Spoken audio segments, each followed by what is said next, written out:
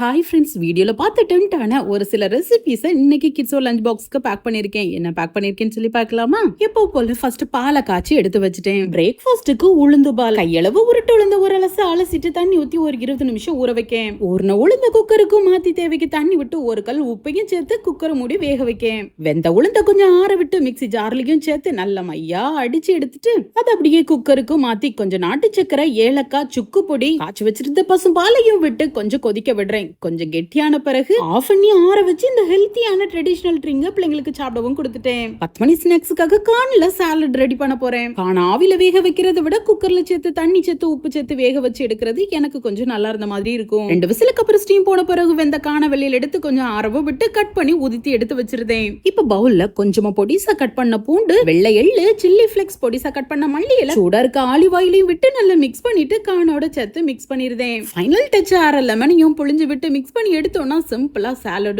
Ready.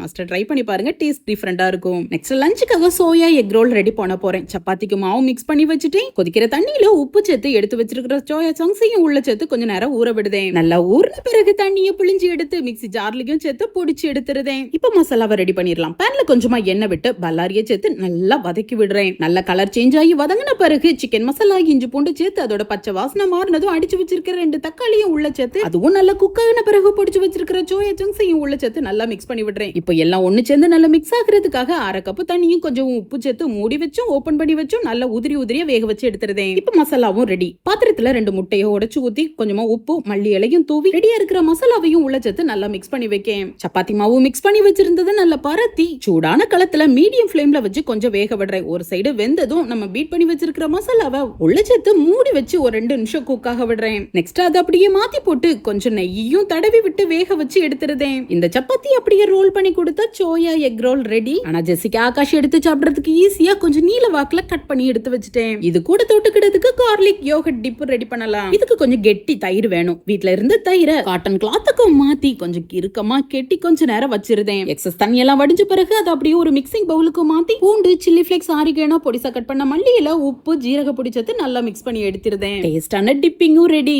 Lunch மெனுல சாலடுக்காக cucumber எடுத்திருக்கேன். தோலை நீக்கிட்டு நல்ல குட்டி குட்டியா கட் பண்ணி எடுக்கேன். கொஞ்சம் வேர்க்கடலையா மண வர வறுத்துட்டு தோலை நீக்கிட்டு பொடிச்சு வைக்கேன். வெள்ளை எள்ளையும் வறுத்து எடுத்து வைக்கேன். கட் பண்ணி வச்சிருக்க குக்கும்பர் கூட வேர்க்கடலை, வெள்ளை எள்ளு, பூண்டு, சில்லி பிளேக்ஸ், உப்பு சூடான எண்ணெயில கொஞ்சம் பொரிய விட்டு அதையும் உள்ள சேர்த்து கொஞ்சம் ஹனியும் விட்டு மிக்ஸ் பண்ணி எடுத்துறதே யம்மியான சாலட் ரெடி. இப்ப ரெடியான லஞ்ச் ஸ்நாக்ஸ் எல்லாத்தையும் பாக்ஸ்லயும் பேக் பண்ணிட்டேன். ஓகே ஃப்ரெண்ட்ஸ், லஞ்ச் காப்போ பிடிச்சிருந்துச்சுன்னா ஒரு லைக் கொடுத்துக்கோங்க. நாளைக்கு என்ன வேணும்னு சொல்லி நாளைக்கு பார்க்கலாம். பாய்.